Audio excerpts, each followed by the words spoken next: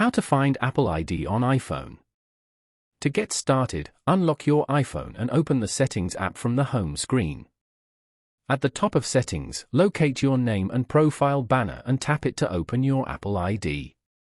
The Apple ID page loads and shows your name at the top with your Apple ID email directly underneath. Take a moment to read the email address and confirm it is the account you use for Apple services. If you need to double-check, scroll slightly and look for the Sign In and Security section, where Apple ID details are also shown. Another quick way to view your Apple ID is through the App Store on your iPhone. Return to the home screen, open the App Store, then tap your profile picture at the top right. Your account page opens and your Apple ID email is displayed near the top under your name.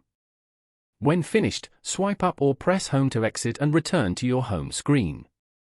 Knowing where to find this information helps you manage iCloud, purchases, and device security confidently. Following these steps, you can easily find Apple ID on iPhone.